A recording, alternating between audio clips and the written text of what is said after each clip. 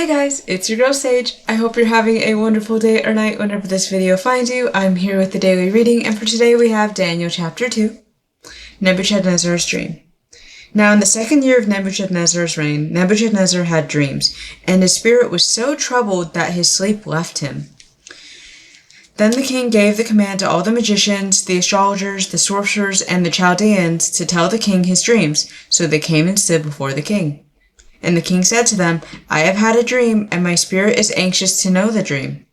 Then the Chaldeans spoke to the king in Aramaic. O king, live forever. Tell your servants the dream, and we will give you the interpretation.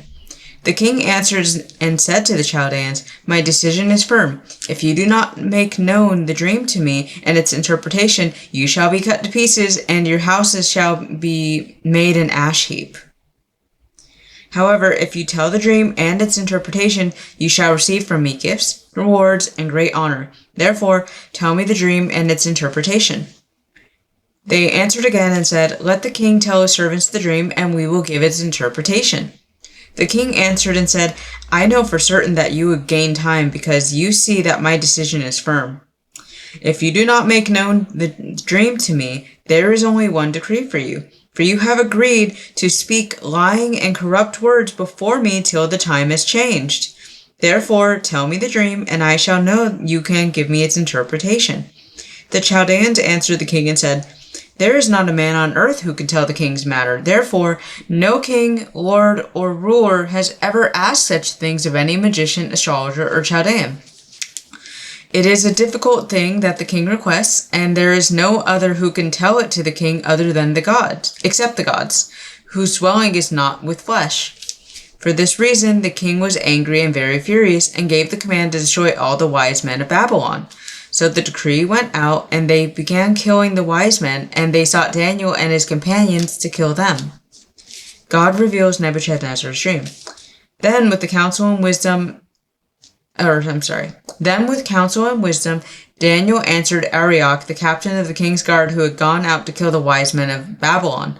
He answered and said to Arioch, the king's captain, Why is the decree from the king so urgent? Then Arioch made the decision known to Daniel. So Daniel went in and asked the king to give him time, that he might tell the king the interpretation.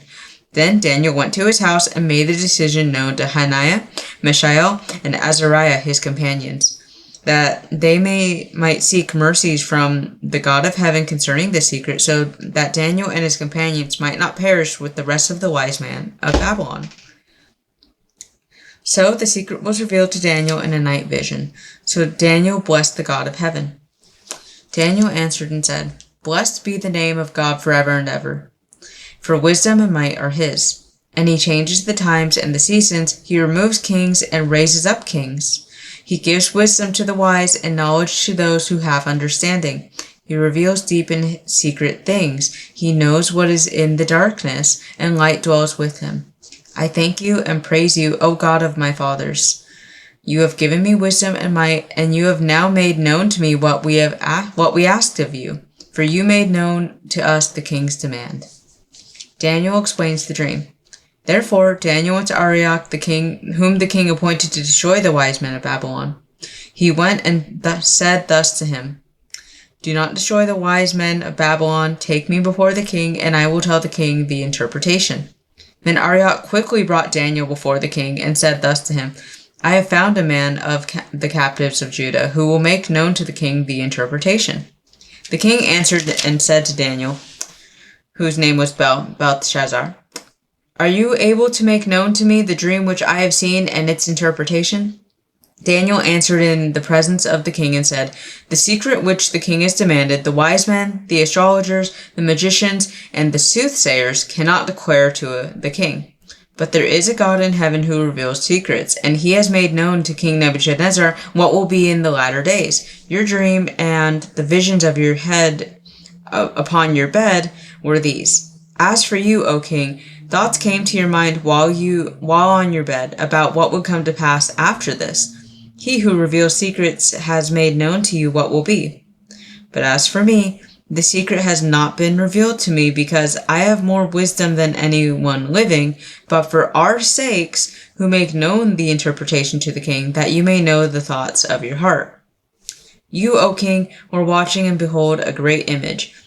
This great image whose splendor was excellent, stood before you, and its form was awesome. The image's head was of fine gold, its chest and arms of silver, its belly and thighs of bronze, its legs of iron, its feet partly of iron and partly of clay. You watched while a stone was cut out without hands, which struck the image on its feet of iron and clay and broke them in pieces. Then the iron, the clay, the bronze, the silver, and the gold were crushed together and became like chaff from the summer threshing floors. The wind carried them away so that no trace of them was found. And the stone that struck the image became a great mountain and filled the whole earth. This is the dream. Now we will tell the interpretation of it before the king. You, O king, are a king of kings, for the God of heaven has given you a kingdom, power, strength, and glory. And wherever the children of men dwell, or the beasts of the fields and the birds of the heaven, he has given them into your hand, and has made you ruler over them all. You are this head of gold. But after you shall arise another kingdom inferior to yours, then a third kingdom of bronze, which shall rule over all the earth. And the fourth kingdom shall be as strong as iron, inasmuch as iron breaks in pieces and shatters everything, and like iron that crushes, that kingdom will break in pieces and crush all the others. Whereas you saw the feet and toes, partly of potter's clay and partly of iron, the kingdom shall be divided, yet the strength of the iron shall be in it, just as you saw the iron mixed with ceramic clay. And as the toes of the feet were partly of iron and partly of clay, so the kingdom shall be partly strong and partly fragile. As you saw iron mixed with ceramic clay, they will mingle with the seed of men, but they will not adhere to one another, just as iron does not mix with clay. And in the days of these kings, the God of heaven will set up a kingdom which shall never be destroyed, and the kingdom shall not be left to other people. It shall break in pieces and consume all these kingdoms, and it shall stand forever. Inasmuch as you saw that the stone was cut out of the mountain without hands, that it broke in pieces the iron, the bronze, the clay, the silver, and the gold, the great God has made known to the king what will come to pass after this. The dream is certain, and its interpretation is true. Daniel and his friends promoted. Then King Nebuchadnezzar fell on his face, prostrate before Daniel, and commanded that they should present an offering and incense to him. The king answered Daniel and said, Truly, your God is the God of gods, the Lord of kings, and a revealer of secrets, since you could reveal this secret. Then the king promoted Daniel and gave him many great gifts, and made him ruler over the whole province of Babylon, and chief administrator over all the wise men of Babylon. Also, Daniel petitioned the king, and he set Shadrach, Meshach, and Abednego over the affairs of the province of Babylon. But Daniel sat in the gate of the king. So, I just wanted to go ahead and, I know I've read this chapter, before in another daily reading, but, last time I remember talking about Daniel's great faith, that Daniel, he was humble. He didn't seek after the king's rewards. Rather, he was fearful for his life. And, when he told his friends who were other wise men, that they were going to be killed unless they could figure this out, they all got together, and instead of panicking, they all went together and prayed to the Lord that they would help them with this, and the Lord came through. Again, he wasn't doing this for any reward, but rather he was doing this to save the lives of himself and other wise men of Babylon. And I also touched on how he humbled himself by saying, there is no man that can do this. I'm not able to do this because I'm wiser than anybody else, but rather because our God in heaven is a revealer of secrets, and he knows all, because, again, he's Lord over all. And I just wanted to touch on that, but really what caught my attention from this chapter this time, I really want to focus more on the King Nebuchadnezzar. So we know that he's the king of Babylon, and we know that he has a thing about, I think he's ruler of all the trading kingdoms, they're all about material and possessions, right? But I find it really interesting that Daniel even mentions that God gave him reign over all of these things on earth, you know. He gave him reign over these things. And I think it's because he knows King Nebuchadnezzar's heart. And we can actually see a reflection of who he is right here, right here in the first verse. Now, in the second year of Nebuchadnezzar's reign, Nebuchadnezzar had dreams, and his spirit was so troubled that his sleep left him. So right there, his spirit, you know, he has a connection with the spirit within him, the spirit that God gave him. So, and God gave him this disturbing dream that would disturb his spirit because it brought forth something about Nebuchadnezzar that we don't necessarily see in a lot of other former kings in the Bible.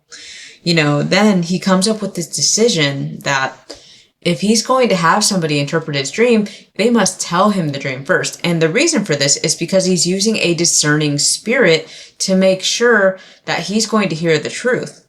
You know, I really like that later on in the same chapter. I'm going to pull it up right here. Daniel chapter 2, verse 27. Daniel answered in the presence of the king and said, "The secret which the king has demanded, the wise men, the astrologers, the magicians, and the soothsayers cannot declare to a king." I want to bring that up. Soothsayer. Because that is exactly what these astrologers, these magicians, diviners, sorcerers, that's what they all are. They're all soothsayers. You know, when people, and I'm picking on astrology in particular here, but also tarot readers, psychics, you know, I don't know if you guys have seen the show Psych. I know I've talked about it, but the truth is most psychics are just like Sean. They are hyper analytical. They're very good at paying attention to surroundings, and they're very good at deriving conclusions from physical clues or maybe non-physical clues. They're very good at deriving information from there. But what they do is, like a soothsayer, they will speak things that are tickling and pleasing to the ear, but at the cost of what may be the truth.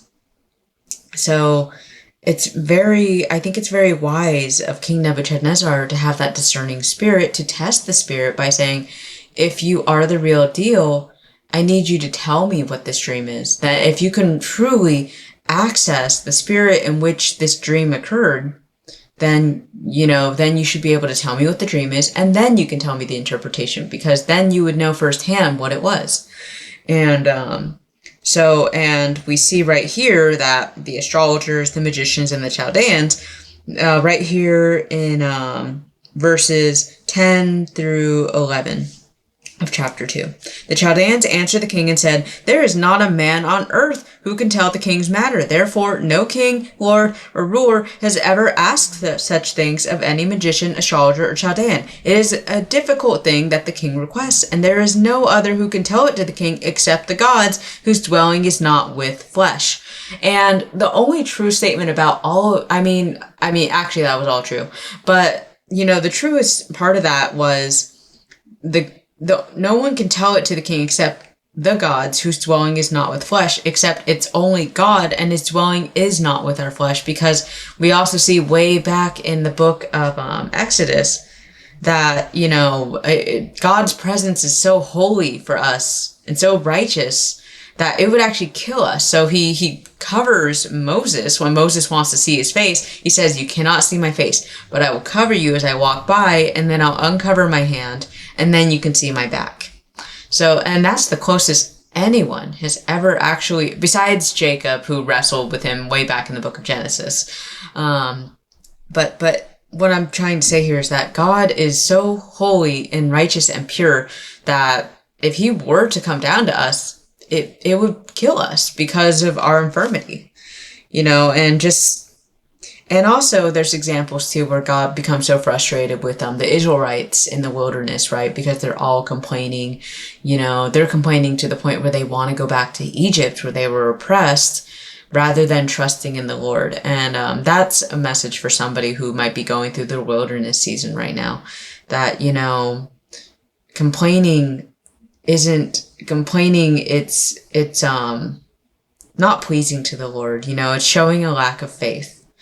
And I'm not saying that to hurt anyone's feelings, but rather as guidance that, you know, Yes, we all get the urge to complain. I'm privy to it too. But at the same time, it's about having that faith and trust in the Lord, that wherever he carries us, we see that in Psalm 23. He takes us to still waters and green grass to lie down, but he also takes us through the valley of shadows.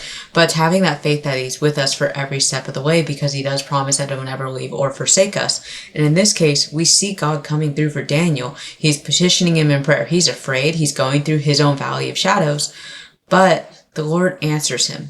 And not only that, because of the Lord answering him, Daniel not only has his life spared, but he's rewarded, he's exalted. He's able to appoint people as,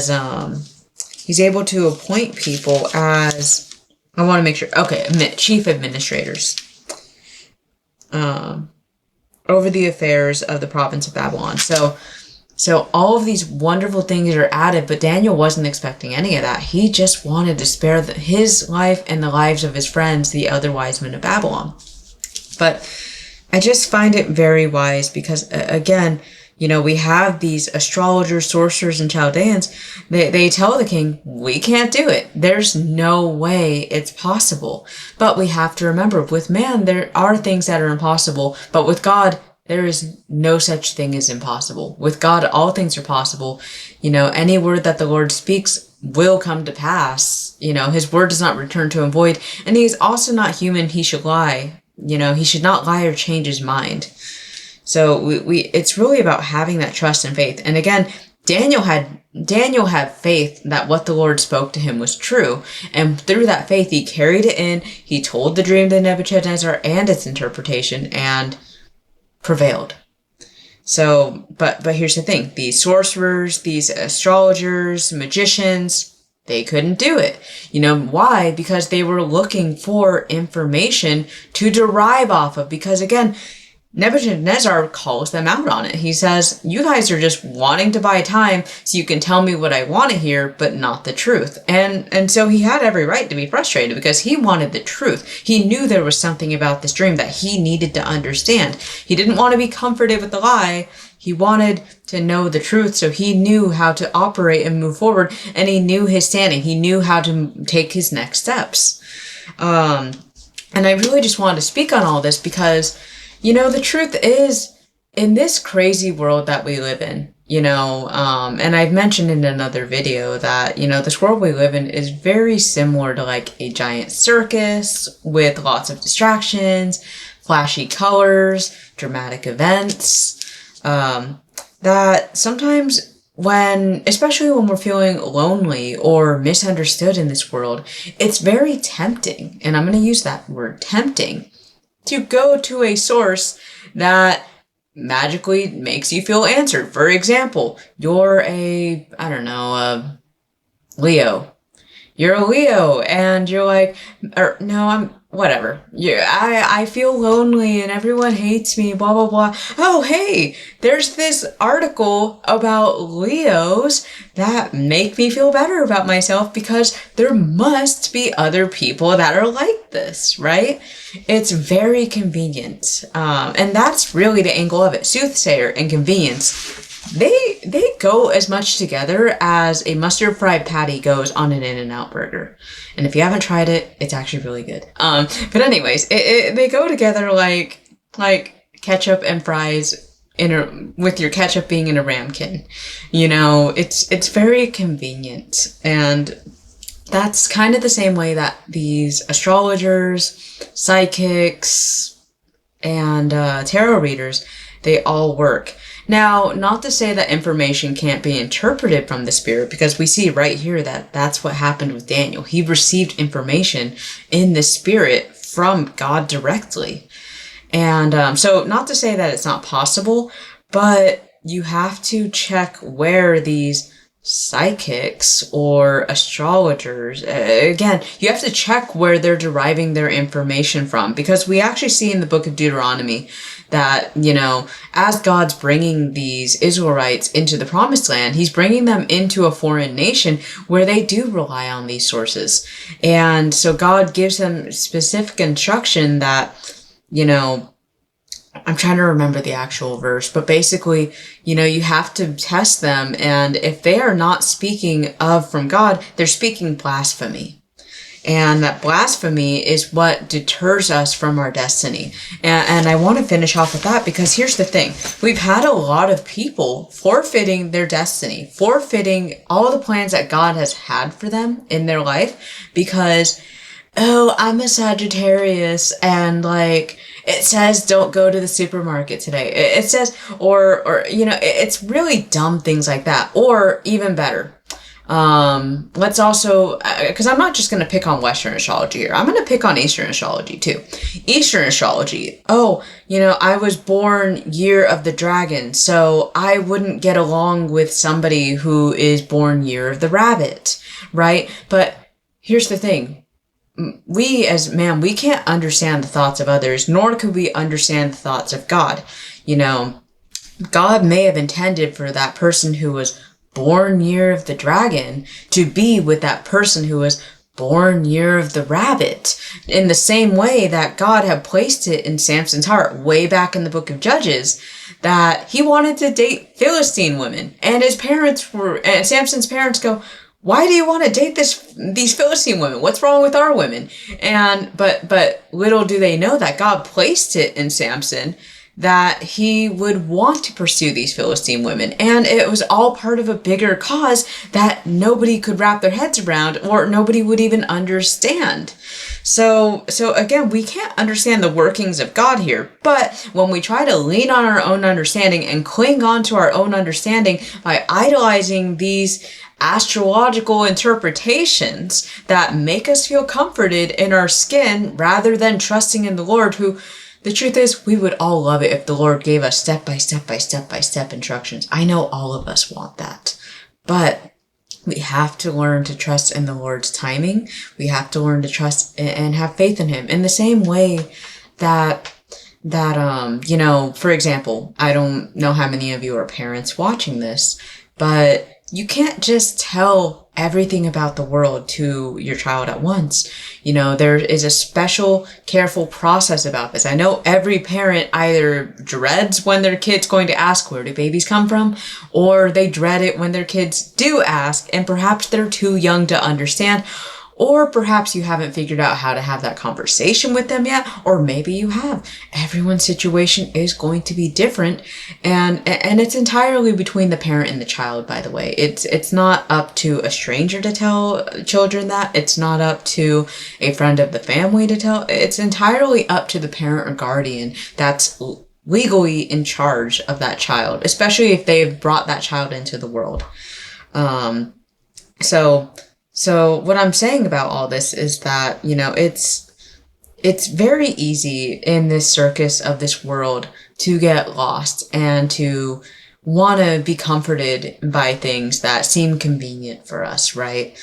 Oh, I was born of this year of this element. So that means that this year is going to be extra hard for me, but this year is going to be extra prosperous, we can't understand the makings, in the same way we can't understand the thoughts of the Lord. We can't understand His plans for us entirely, but we can trust that, He is faithful to be with us every step of the way. And now when you have that connection with the Holy Spirit, even right here with Nebuchadnezzar, his spirit was so troubled. He had understanding and connection with his spirit that it guided him to forego these soothsayers that were going to misinterpret him and derail him from his destiny by soothsaying to him. He forgot that, right? He went over it and went towards, and Daniel was sent to him, actually. So God even sent Daniel in his direction. And that's where he learned the truth. And it was also through that miraculous act that Nebuchadnezzar understood, your God is God of all gods. Your God is ruler over everything. And he had amazing respect for God after that. So that's really what I wanted to touch on, that, it's so easy for us to get comforted with these convenient things, and the truth is many of us are seeking to be comforted with the lie rather than to seek the truth, because as I think it was Christopher Walken says, you can't handle the truth. And unfortunately for many of us, that's very true. I apologize to my movie buffs watching this, really, guys. I apologize so much. But in any case, you know, and that's why it's so important to have that relationship with God, to remember that we are children of God. We are not a set of scales. We are not a centaur. We are not a virgin mermaid or maiden, whatever you want to go with. We are not wooden pigs. We are not metal rabbits. And so we have to remember that when God created us, when God created man, you know, we were made in the image of God. Much like parents who come together and they have a child together, you know, that child is a combination of both of those people that came together and formed that child.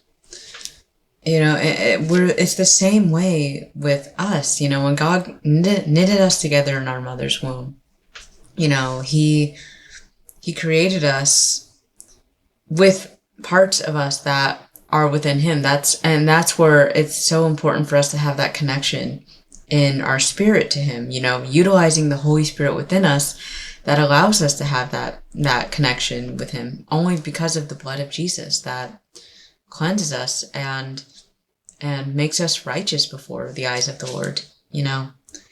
So that's why it's really important to make sure that you are confident and aware of your identity in Christ, you know, that you are a child of God and nothing more, nothing less. You know, you are a child of the Most High. You know, that almost makes you, that's like being a prince or a princess of the Most High. And not to be insensitive to those who perhaps don't have parents or maybe don't know their parents, or perhaps are living with a guardian that is not biologically related to them. Nonetheless, it's, you know, it doesn't change the fact that we are all children of God, is what I'm trying to say here, you know. And, you know, it's about having that trust that he loves us more than a mother loves her newborn that's still breastfeeding.